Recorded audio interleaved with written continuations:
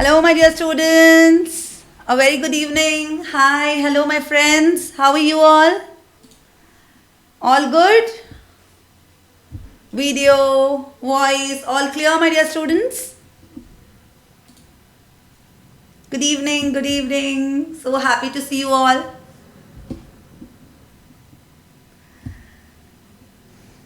Ayush prepared हो क्या सब? अब ये तो बहुत ही टेढ़ा सवाल पूछा है आयुष ने. प्रिपेयर्ड तो कभी नहीं होते, बस हमको तैयारी जारी रखनी है अपने एग्जाम के लिए, right? Never think that you are always prepared. Just be confident that you can do it. Only then you can do it. Okay, yes, let's begin. Okay, जैसे कि आपको पता है today is our last session on YouTube. Okay, इसके बाद के sessions जो होंगे वो हमारे ऐप पे होंगे and they will be available to you. And then I shall be taking Zoom live sessions from Monday to Friday from first week of June. Okay, yes yes my dear students. Further okay, चलो, तो जैसे कि हमने कल तक देखा है, okay, हम थोड़ा सा क्विक रिविजन कर लेते हैं with a few important concepts that we have already covered so that we can get into the flow again with customs. Okay, तो अब तक हमने क्या देखा कि इंडिया मतलब क्या?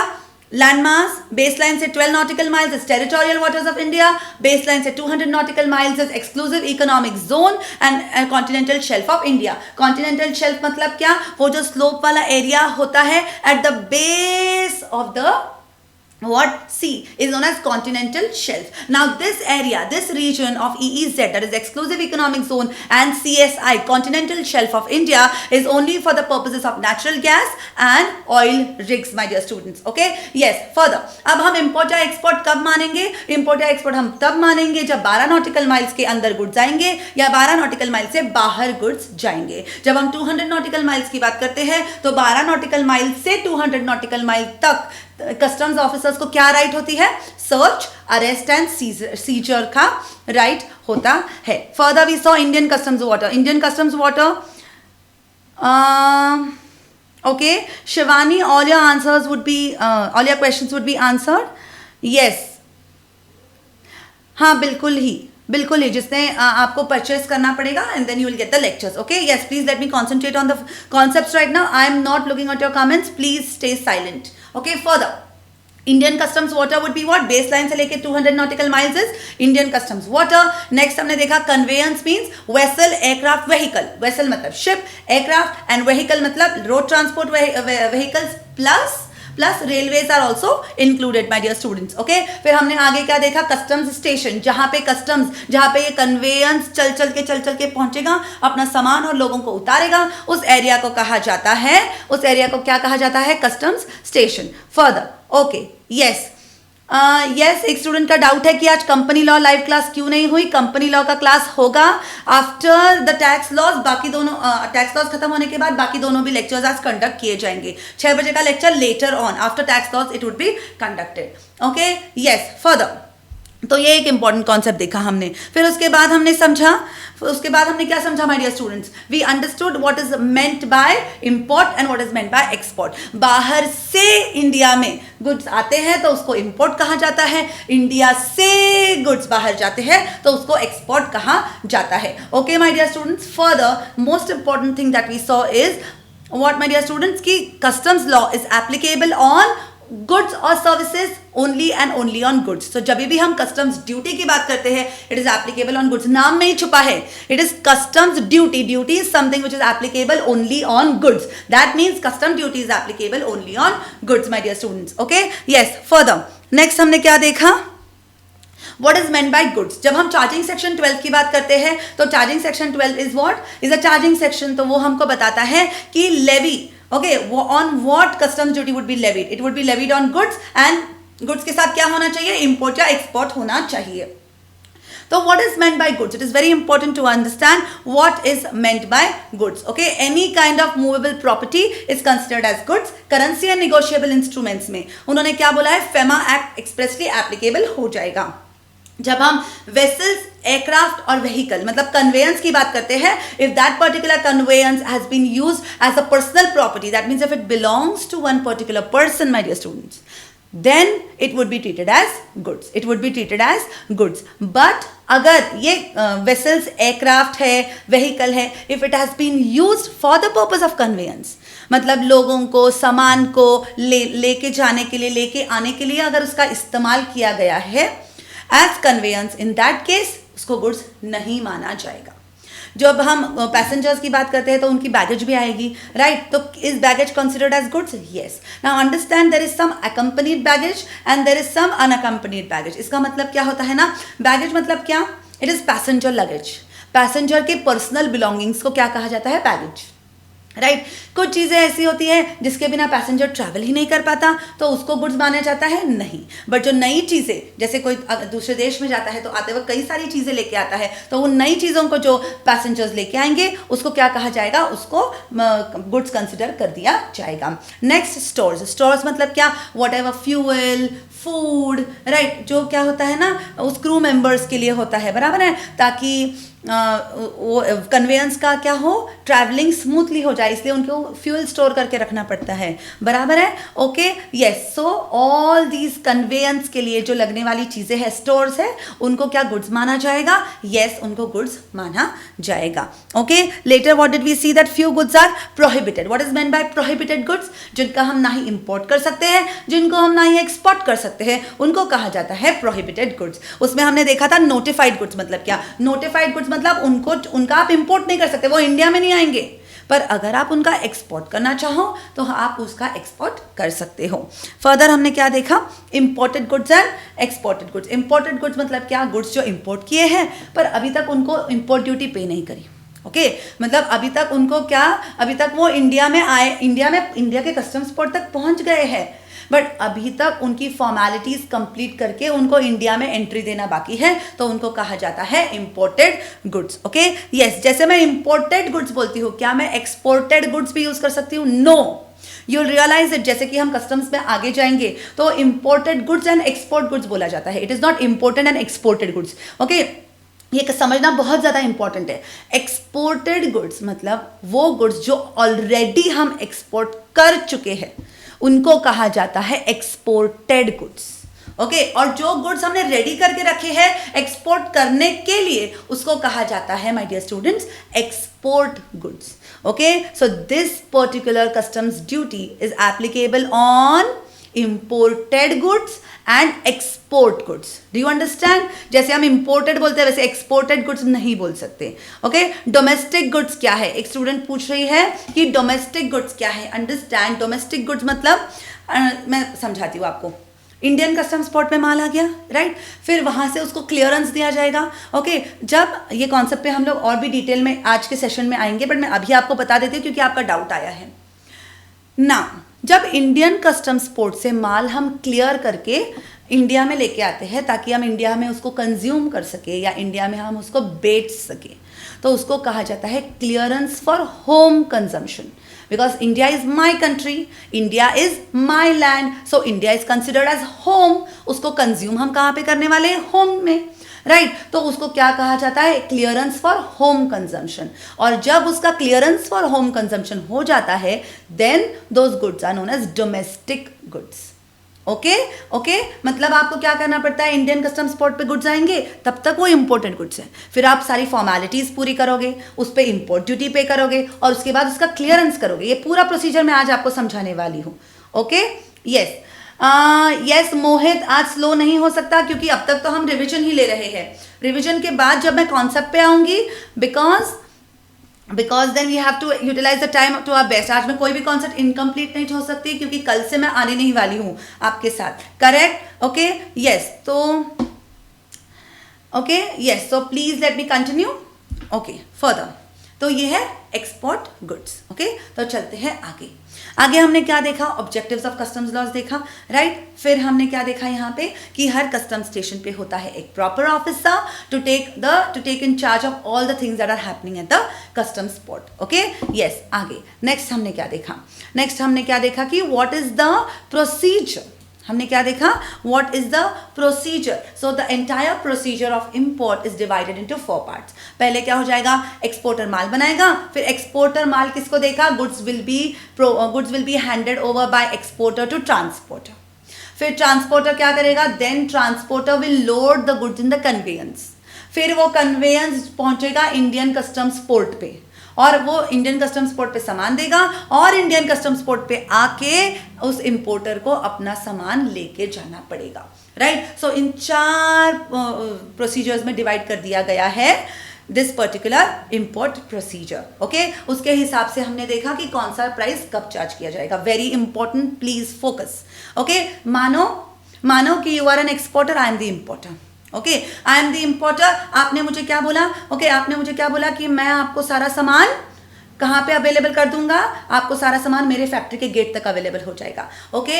इन दैट केस आप जो मुझे प्राइस चार्ज करोगे, आई am the importer in India, आप जो मुझे प्राइस चार्ज करोगे उसको एक्स फैक्ट्री प्राइस बोला जाएगा, okay.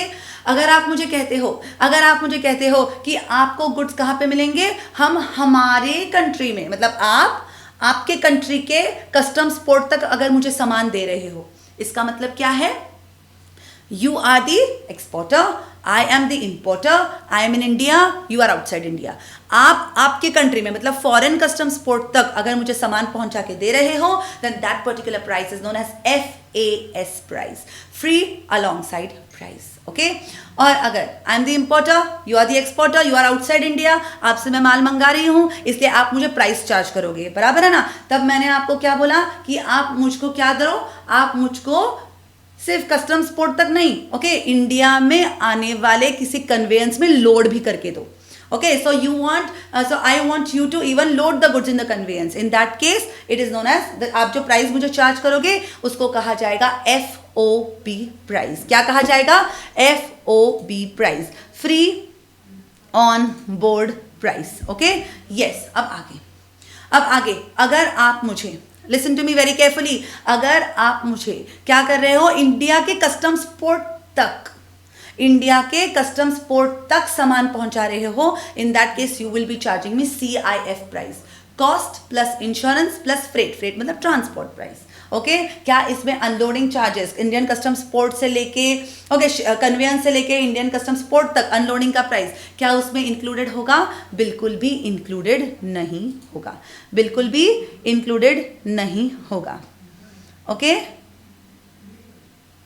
Okay, I'll take a pause for a minute because students are complaining that it is buffering. Is it? Please confirm कीजिए। ऐसा होना तो नहीं चाहिए because I've checked the connection at my end. No problem. Let's take a pause for a minute. I think things will set up soon. Okay, in that case, no problem. Let's be patient. I think हो जाएगा.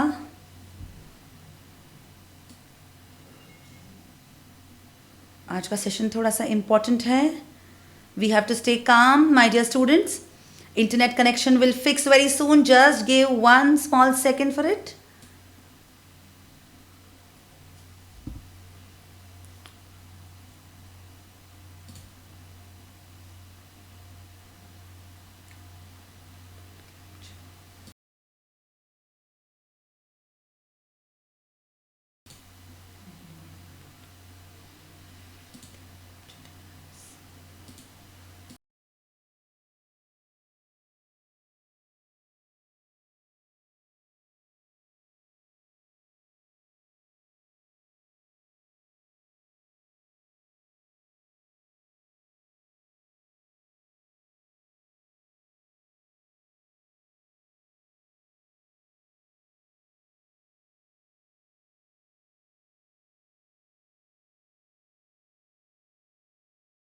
नहीं वो ये लगा दो lining वाला.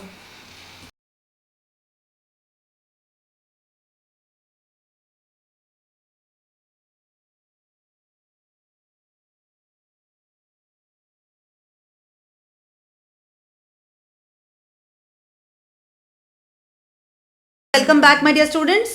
Now that is okay. No, I have checked at my end. Riya, it should not be buffering now.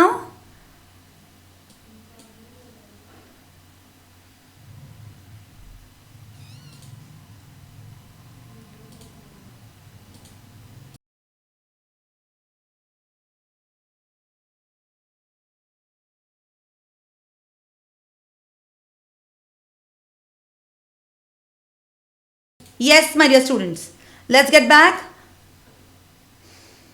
Focus कीजिए, no problem. अभी रिवीजन ही ले रही हूँ, तो जब तक अपना रिवीजन खत्म होगा ये बफरिंग का प्रॉब्लम भी सॉल्व हो जाएगा। ओके यस, आप सुन सकते हो, आपने ये ऑलरेडी पढ़ चुका है, आपने ये ऑलरेडी पढ़ चुके हो आप लोग, so you have to maintain your confidence. Let's quickly go ahead further. चलो आगे चलते हैं नेक्स्ट स्लाइड की तरफ। ओके यस, अब आगे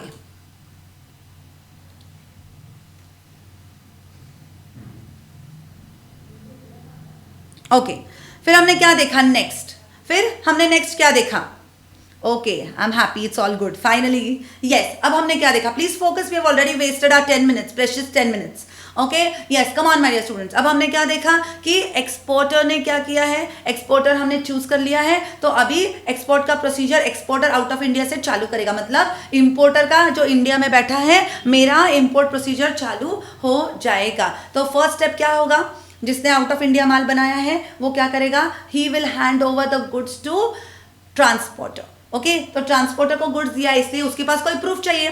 तो अगर एयरक्राफ्ट में लोड किया है तो एयरवे बिल, अगर वेसल में लोड किया है तो बिल ऑफ लेडिंग, और अगर व्हीकल से भेजा है तो डिलीवरी ऑर्डर ट्रांसपोर्टर को बनाना पड़ेगा, right? And in that case this particular importer who is importing in India needs to have import export code, so creation of airway bill of loading, delivery order is the first particular step in import transaction.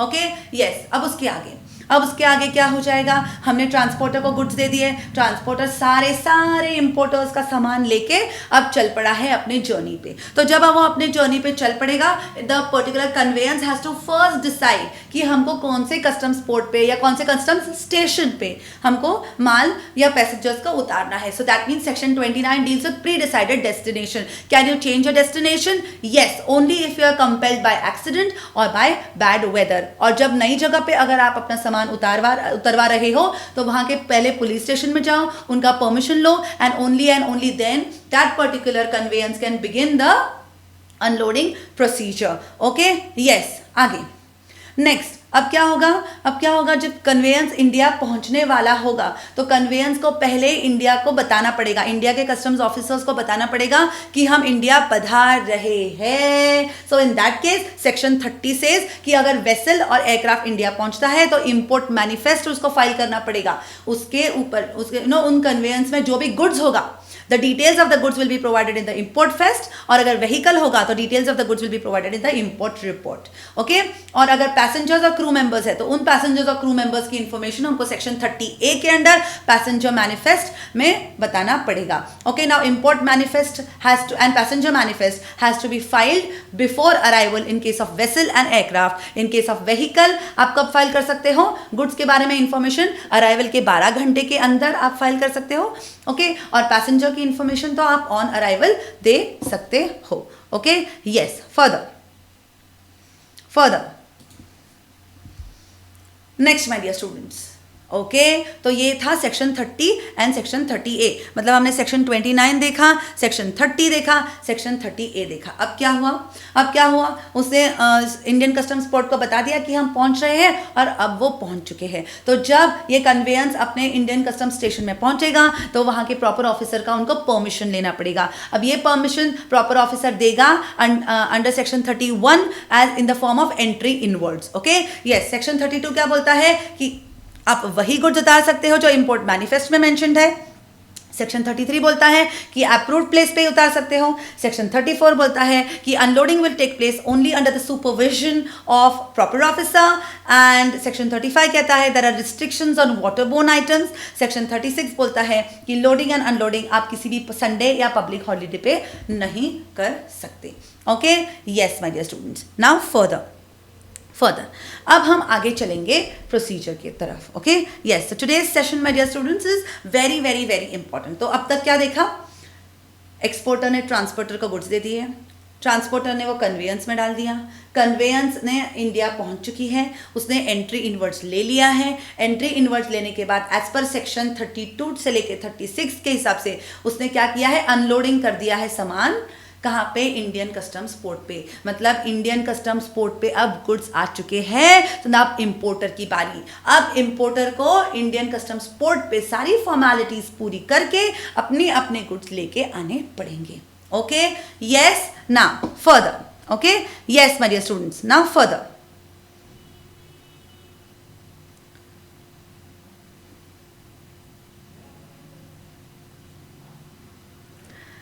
जिनको nonsense करने की interest है can please get out of the class right away. Okay, yes, let's go at further. अब आगे, okay, yes, अब importer चालू करेगा अपनी formalities in order to do what? In order to pick up the goods from the Indian customs port. No problem, let's go ahead further. अब क्या करेगा ये particular importer? What will this particular importer do? Okay, अब समझो, अब Indian का अब क्या होता है ना, सी, अब क्या होता है ना, इस इंपोर्टर को क्या करना पड़ता है? आप समझो इंपोर्टर के पॉइंट ऑफ व्यू से। ओके, हम सब अब क्या है? इंपोर्टर। सो अब हमको इंपोर्टर के पॉइंट ऑफ व्यू से सोचना है। सी, वी आर इंपोर्टर्स, राइट? अपना गुड्स किसके पास है? इंडियन कस्टम्स पोर्ट के पास है, मतलब कस्टम्स ऑफिसर्स के पास है। ओके, तो अब ये कस्टम्स ऑफिसर्स क्या करेंगे माय डियर स्टूडेंट्स? ये कस्टम्स ऑफिसर्स क्या करेंगे? ओके, सी, अब ये कस्टम्स ऑफिसर्स हमको बोलेंगे कि आप क्या करो इंपोर्टर, आप सारे की सारी फॉर्मेलिटीज कंप्लीट करो और फिर अपने गुड्स आपके यहां से लेके जाओ। ओके, हमारे पास इतना वक्त नहीं है, आप आपके गुड्स लेके चले गए और फिर ड्यूटी पे करना भूल गए, तो हम क्या बार बार आपके दुकान में आके, आपके फैक्ट्री में आके, आपके घर पे आके वसूली नहीं करने वाले। पहले आप सारी फॉर्मेलिटीज पूरी करो, पहले आप सारा ड्यूटी पे करो, and only then you can take the goods from here.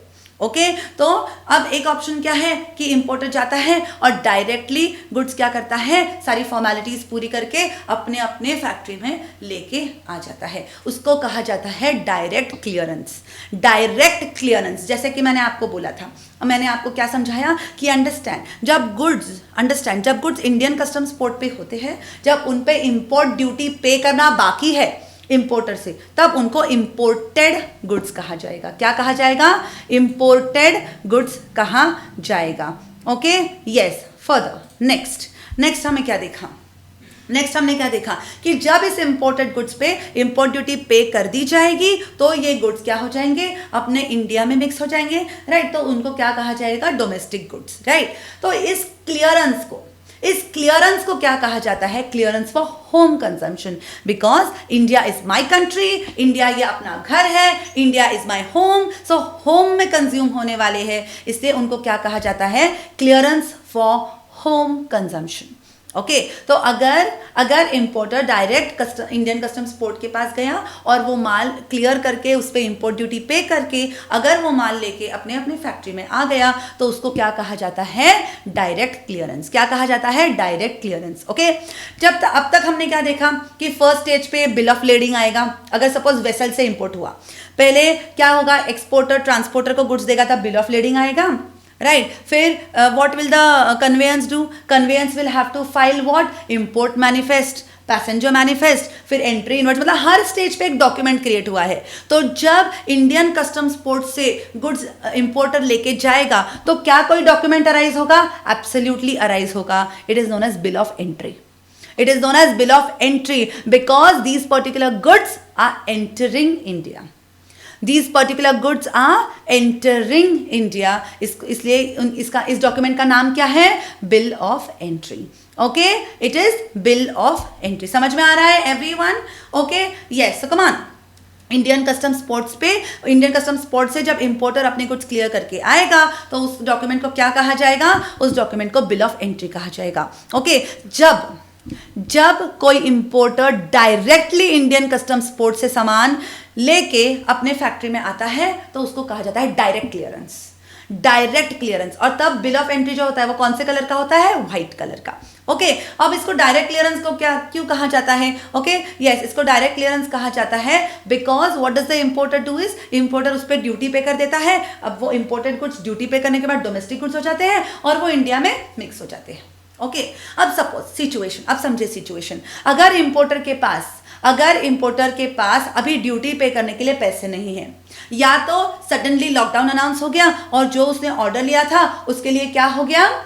उसका क्या हो गया? वो पेंडिंग पड़ गया, थोड़ा पोस्टपोन हो गया, राइट? अब ये कस्टम्स ड्यूटी का अमाउंट तो बड़ा होता है, राइट? तो अगर इंपोर्टर वो माल तुरंत ही इंडियन कस्टम्स पोर्ट से निकलवा के खुद के फैक्ट्री में लेके आना चाहे तो उसको बहुत भरकम ड्यूटी पे करनी पड़ती है। तो उसके पास और एक ऑप्शन है, उसके पास ऑप्शन है कि he can this particular importer can transfer these goods to the customs warehouse। Okay, मतलब अगर उसके पास खुद के पास okay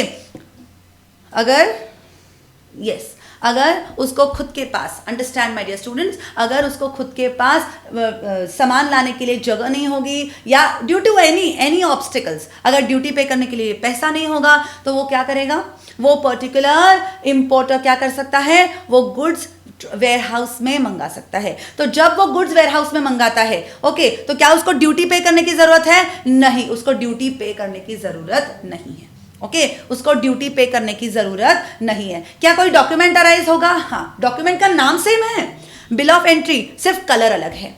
Okay, again very important from MCQ's point of view. Whenever goods are cleared from Indian Customs Port for direct clearance or for home consumption, which color of bill of entry is risen? It is white colored bill of entry. Okay, पर जब goods directly importer के factory में आने की जगह अगर warehouse में transfer किए गए हो तो बिल ऑफ एंट्री ही अराइज होगा, but that will be of yellow colour. Okay, yes, फिर this okay, so home consumption के लिए और वेयरहाउस के लिए जो बिल ऑफ एंट्री अराइज होता है that is under section 46 my dear students, under section 46। Okay, तो क्या गुड्स वेयरहाउस में ही पड़े रहेंगे? नहीं, उसका भी कोई टाइम लिमिट है, जैसे हम आगे बढ़ेंगे हम समझेंगे। अभी के लिए let's focus just on the procedure. Okay, हम सिर्फ फ्लो पे फोकस करेंगे, फिर जैसे ही आज अपना सारा फ्लो ऑफ कॉन्सेप्ट्स खत्म हो जाएगा, नेक्स्ट सेशन से हम लोग टेक्निकल एस्पेक्ट्स पे, मतलब कैलकुलेटिव पार्ट पे, वैल्यूएशन, ड्यूटी ड्रॉबैक, राइट, इन सब कॉन्सेप्ट्स पे फोकस करेंगे। ओके, यस, तो अब वेयरहाउस में गुड्स आ गए हैं, बराबर है। अब वेयरहाउस से अगर इंपोर्टर को गुड्स लेने होंगे ओके, तो उसको क्या करना पड़ता है, उसको क्या करना पड़ेगा, उसको वापस कोई डॉक्यूमेंट अराइज करना पड़ेगा, बराबर है ना, क्योंकि अब तक तो गुड्स वेयरहाउस में थे। मतलब ये वेयरहाउस का पावर किसके पास होता है, ये वेयरहाउस का देखरेख कौन करने वाला है? कस्टम्स ही करने वाले हैं। ओके, ये वेयरहाउस जो होता है ना, this is not warehouse of importer, ये कस्टम्स वाले का ही वेयरहाउस है, तभी तो बिना ड्यूटी पे किए आपको गुड्स लेने की परमिशन दे रहे हैं। करेक्ट है, तभी तो वो बिना ड्यूटी पे किए आपको गुड्स लेके जाने की परमिशन दे रहे हैं। These warehouse are under the control of, under the ownership of customs department only.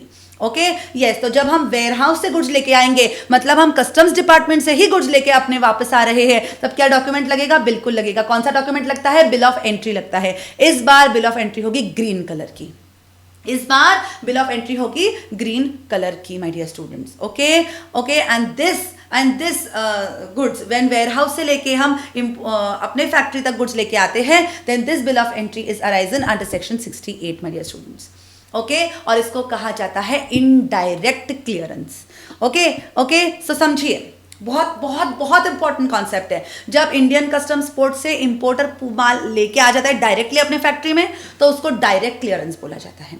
Okay, तब बिल ऑफ एंट्री अराइज होगा, it will be white in colour under section 46। क्या उसको ड्यूटी पे करनी पड़ेगी? बिल्कुल हाँ, ड्यूटी पे करनी पड़ेगी, क्योंकि वो कस्टम्स के हाथ में अंडर में से गुड्स लेके अपने गुड्स वापस लेके घर आ रहा है। ओके, अब कई बार ऐसा होता है कुछ प्रॉब्लम्स की वजह से वो खुद अपने फैक्ट्री में गुड्स नहीं लेके आ सकता, इन दैट केस वो गुड्स लेके जाता है वेयर हाउस में। ओके, यस, सो जब गुड्स इंडियन कस्टम्स पोर्ट से वेयरहाउस में जाते हैं, ओके, तो इन that case what document arises? Bill of entry. Which colour? Yellow colour. Which section? Section 46।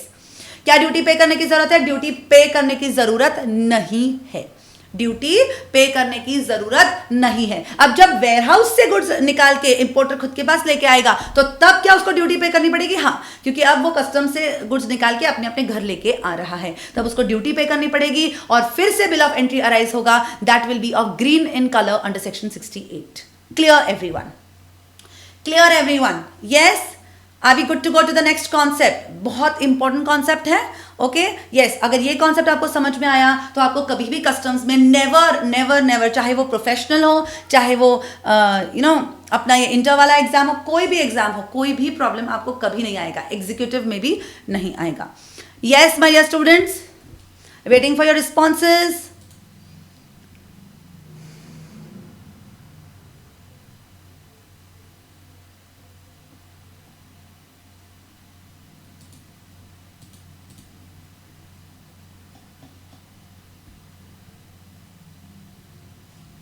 Yes, all good. तो चलो चलते हैं आगे।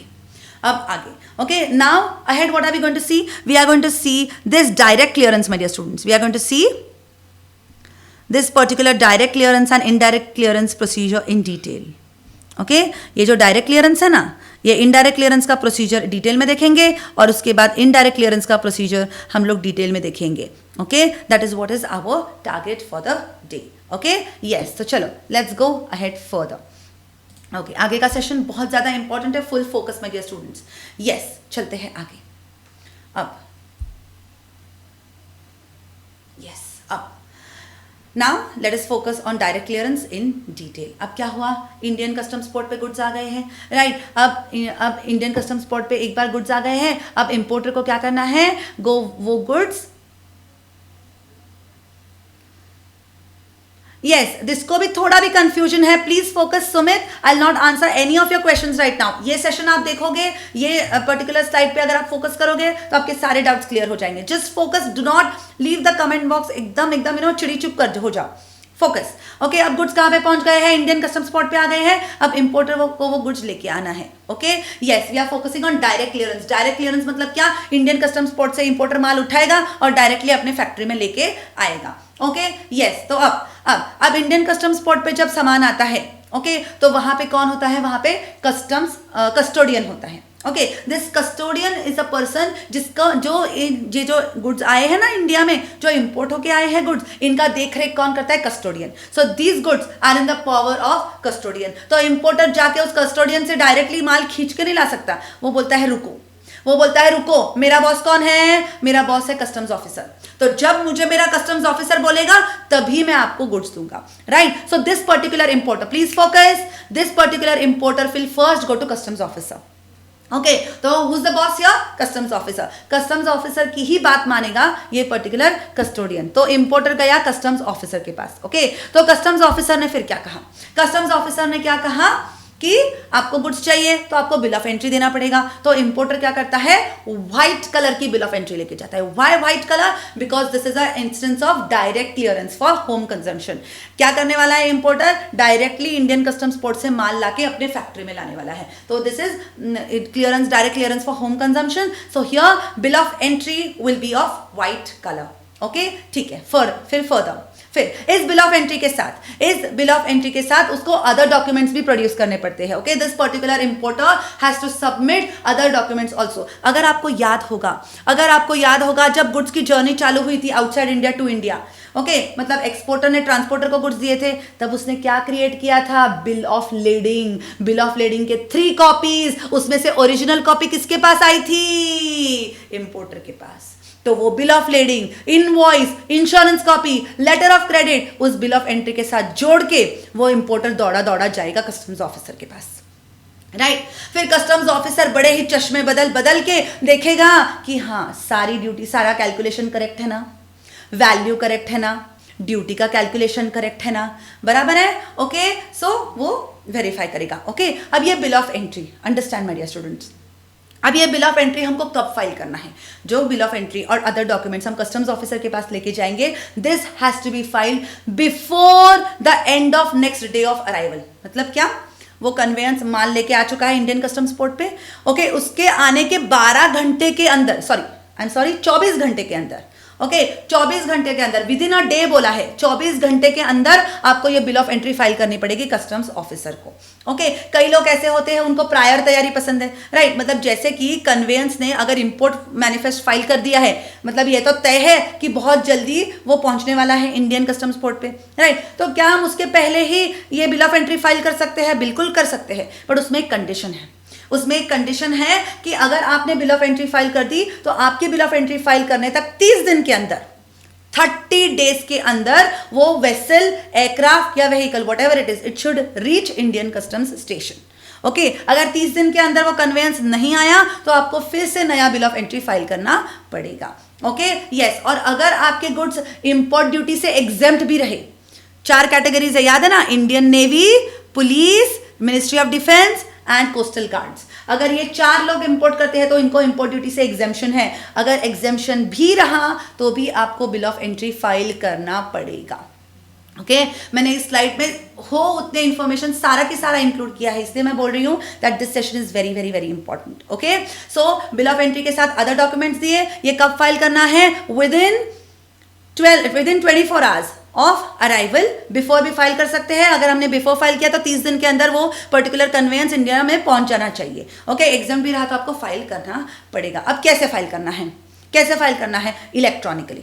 Okay it has to be filed electronically. अगर आपको अदर मोड्स ओके इलेक्ट्रॉनिकली छोड़ के अगर आपको फिजिकल मोड से सबमिट करना है then you have to take permission of PCC और सीसी, मतलब प्रिंसिपल कमिश्नर ऑफ कस्टम्स और chief commissioner of customs.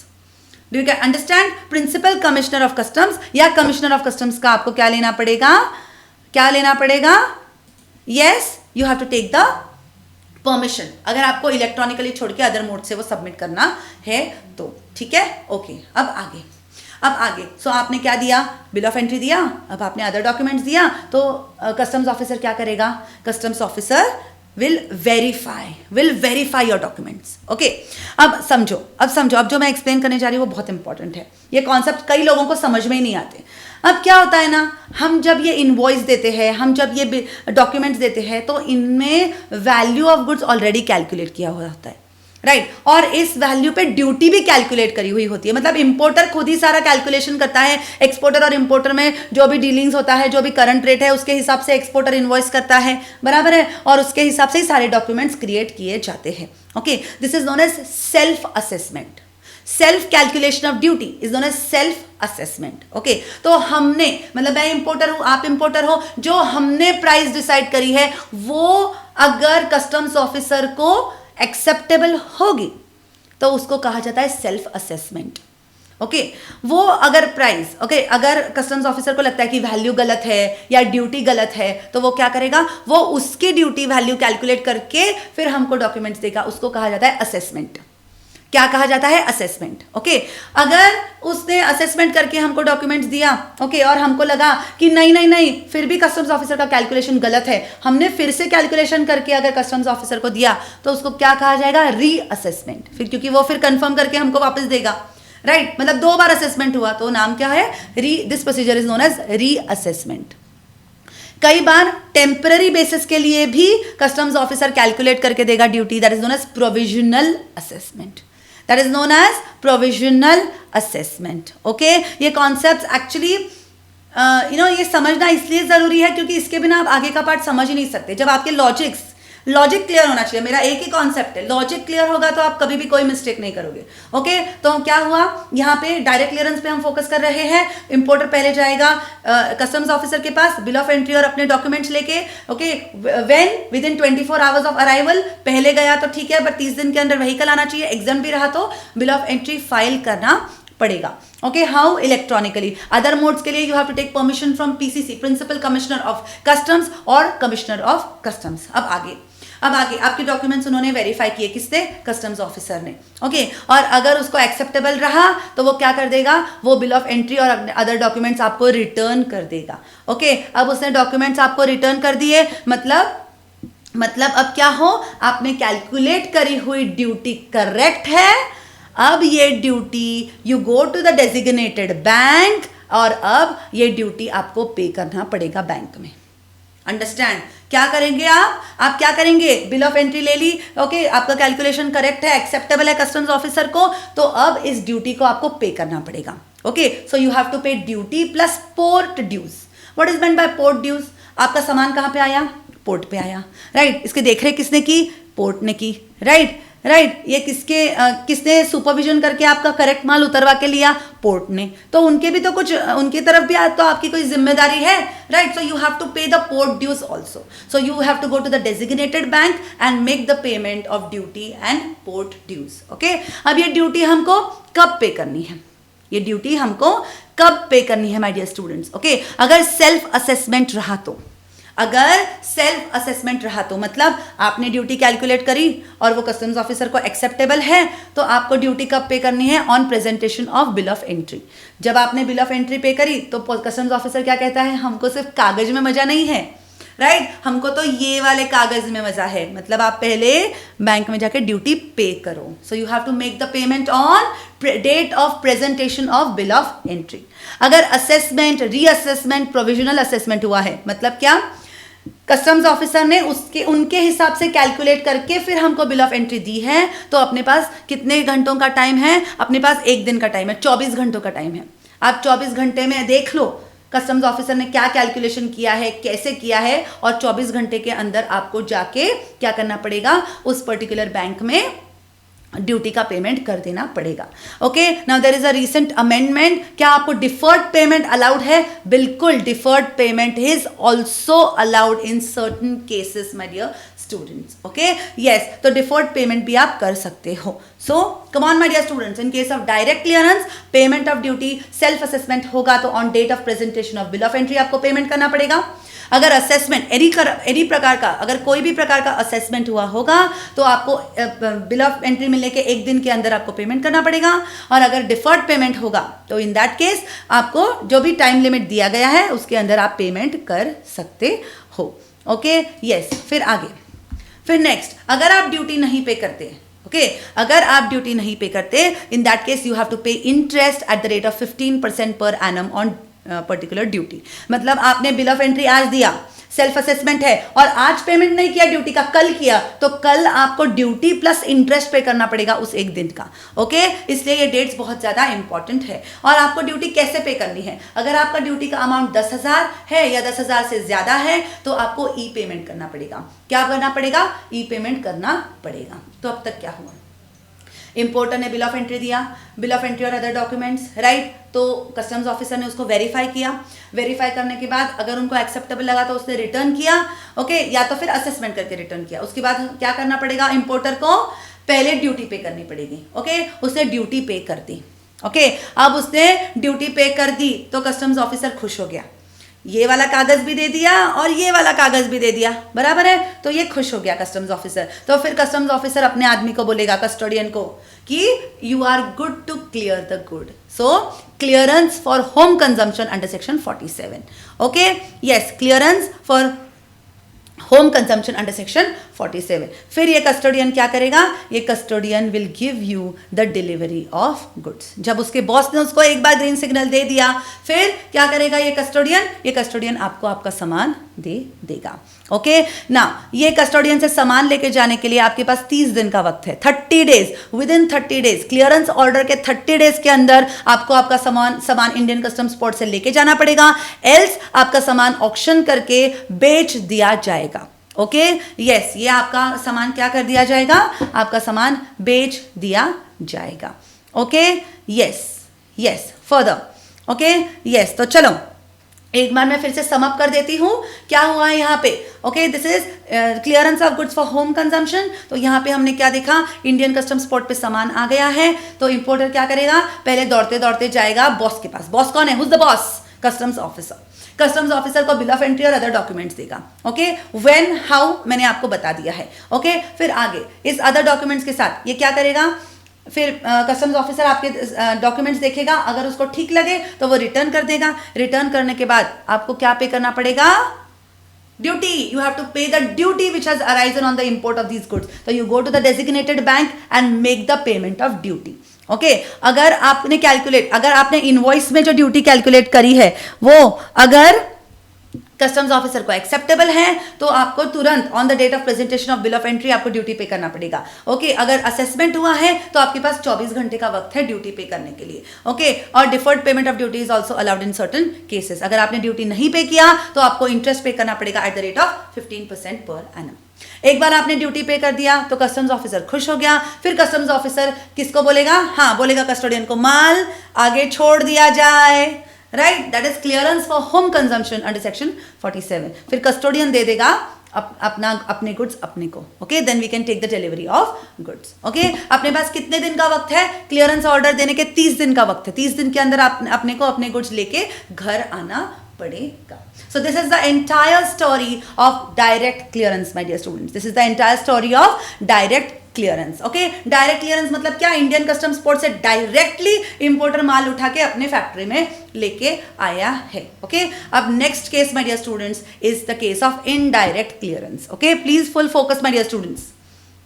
Indirect clearance. Okay, एक बार ये समझ जाओ तो आपको कस्टम्स बहुत ईजी होगा. Yes, now indirect clearance. Importer है, ओके, इंडियन कस्टम्स पोर्ट पे गुड्स तो आ गए हैं, अब गुड्स है कस्टोडियन के पास. ओके, अब इंपोर्टर ने क्या सोचा? इंपोर्टर को आ गया पसीना ड्यूटी का अमाउंट देख के. ओके, और कुछ रीजंस की वजह से उसने सोचा कि अब मैं ड्यूटी तो नहीं पे कर सकता या delivery of goods customs port से नहीं ले सकता, तो अब मैं क्या करूंगा? कस्टम्स से मुझे सामान तो उठाना पड़ेगा, राइट? उससे वहां से तो सामान मुझे निकलवाना पड़ेगा. तो एक काम करता हूं, मैं सामान कस्टम्स वेयर हाउस में डलवा देता हूं.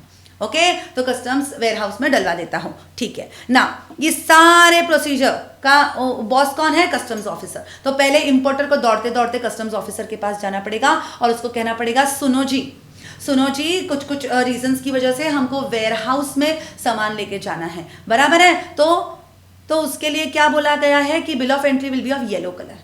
अगर आपको याद होगा तो आपने ट्रेन सिग्नल्स देखे होंगे ना, ग्रीन कलर का फ्लैग, रेड कलर का फ्लैग, बराबर है ना? अगर रुकना है तो रेड फ्लैग, जाना है तो ग्रीन फ्लैग, बराबर है ना? बिल्कुल. यहाँ पे डायरेक्ट क्लियरेंस होगा तो व्हाइट कलर का flag, bill of entry, right? और अगर वेयर हाउस में लेके जाना है तो येलो कलर का बिल ऑफ एंट्री देना पड़ेगा इंपोर्टर को, कस्टम्स ऑफिसर को. तो कलर देख के ही समझ जाएगा कि इसको वेयर हाउस फैसिलिटी चाहिए.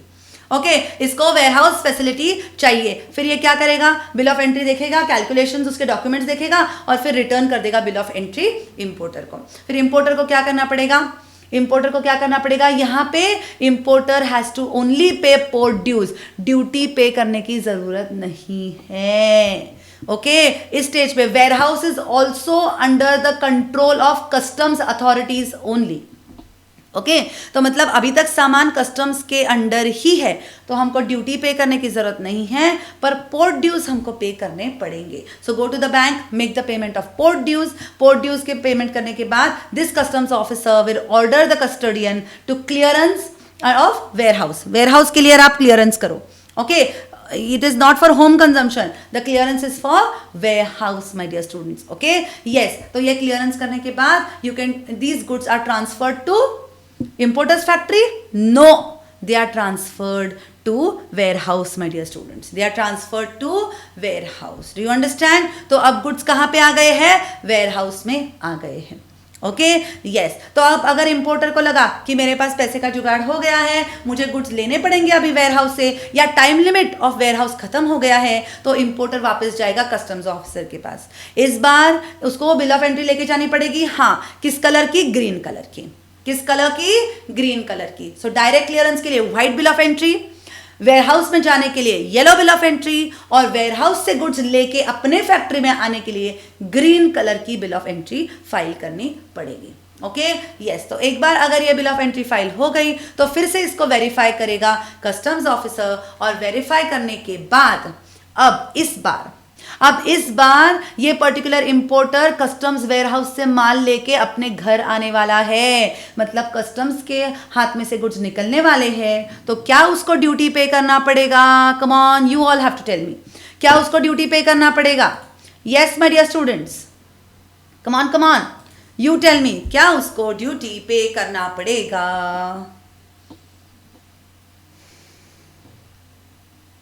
Yes, waiting for your answers.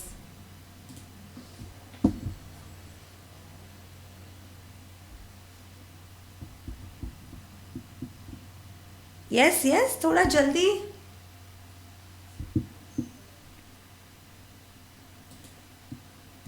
Yes, okay, correct. तो यहाँ पे उसको ड्यूटी, यस, यहाँ पे उसको क्या करना पड़ेगा? उसको ड्यूटी पे करना पड़ेगा. Do you get it? तो वो क्या करेगा? This particular importer will make the payment of import duty to the bank, and then फिर कस्टम्स ऑफिसर क्या बोलेगा?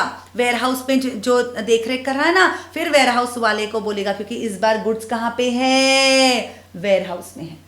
ओके, तो वो वेयर हाउस वाले को बोलेगा कि ओके, इन्होंने अपने सारे ड्यूज क्लियर कर दिए हैं. ओके, अब इनको इनका सामान दे दो. ओके, तो फिर वहां से we can take the delivery of the goods from the warehouse. This entire procedure my dear students is known as indirect clearance. Okay, yes, all good my dear students. Yes, समझ में आ रहा है सबको? Are you all enjoying? अब मुझे बताओ, now give me inputs my dear students, क्या आपको डायरेक्ट क्लियरेंस, क्या आपको इनडायरेक्ट क्लियरेंस ठीक से समझ में आया? Absolutely crystal clear way my dear students, come on please answer. अगर किसी को कोई भी डाउट रहा तो मैं 100 बार एक्सप्लेन करने के लिए रेडी हूं, बट ये कॉन्सेप्ट्स आपके क्लियर हो जाने चाहिए, ओके? अगर ये अभी क्लियर नहीं हुए तो वो कभी क्लियर नहीं होंगे। Come on my dear students, और सबको अच्छे से समझ में आया है direct clearance and indirect clearance? Yes everyone? Yes, I'm taking a pause. I know I want to listen to your reviews. I need to know किसी को कोई डाउट है क्या, ताकि फिर मैं आगे बढ़ सकूं अगर आपको डाउट नहीं होगा तो। Yes, my dear students, come on.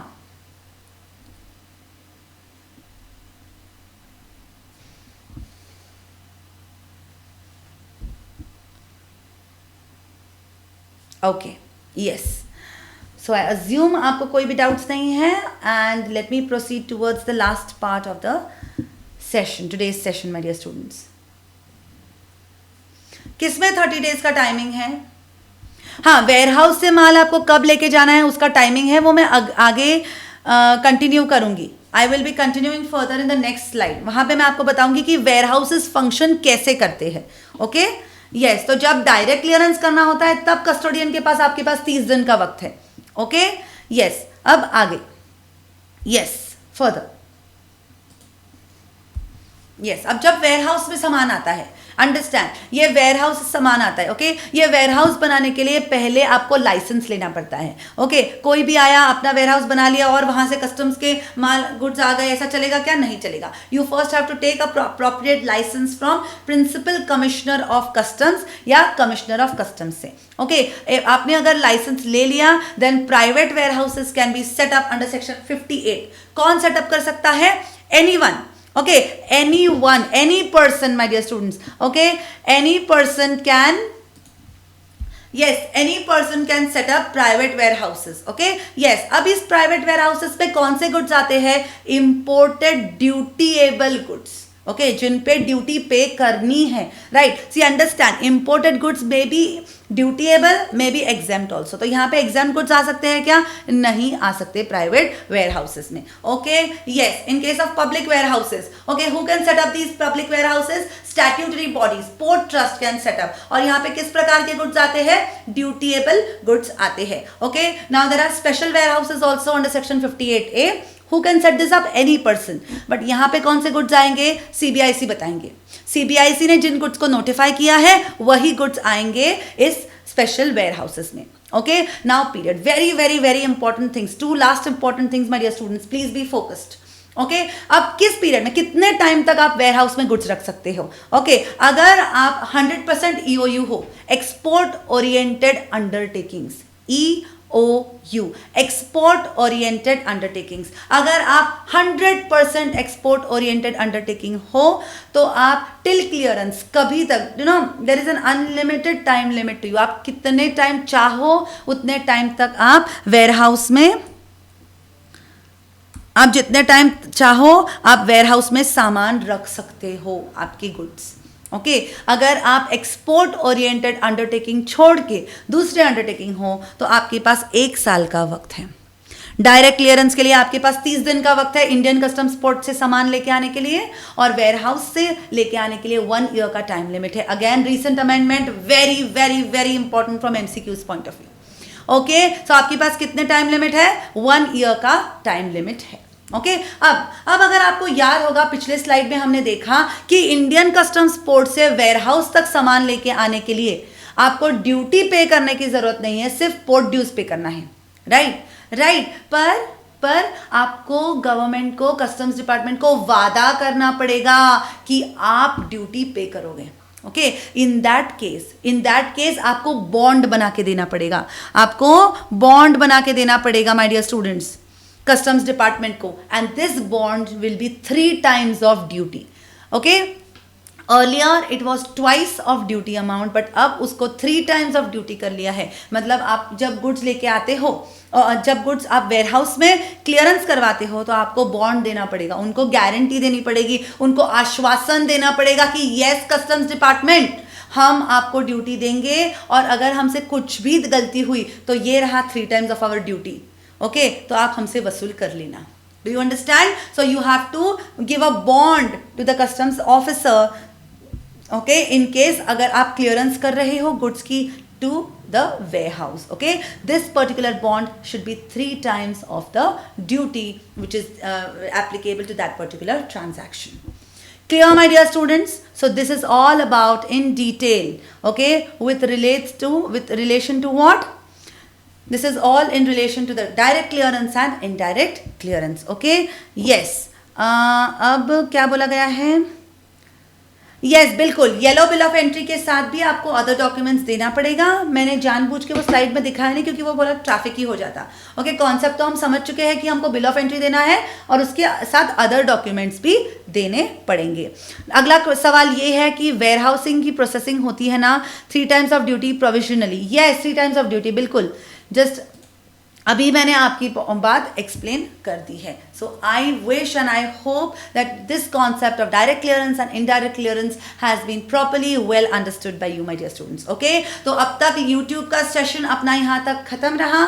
Okay, stay tuned क्योंकि हम आगे आपके लिए बहुत सारी चीज़ें लेके आ रहे हैं। लाइक जब हम टैक्स की बात करते हैं तो देयर आर अमेंडमेंट्स, अब paper pattern is MCQ, so MCQ solve करने की भी आदत होनी चाहिए। तो stay tuned to our channel with regards to these things. And if you want to study customs laws, GST, income tax in detail, तो please meet me on the Zoom live sessions. आपको contact numbers मैंने दिखा दिए हैं, आपको चाहूँ तो you can even, yes, मैं फिर से दिखा देती हूँ। अगर आपको सेशन लेक्चर्स बाय करने हैं तो आप इन नंबर्स पे कांटेक्ट कर सकते हैं। Even you can go to our website जहाँ पे आप लेक्चर्स बाय कर सकते हो।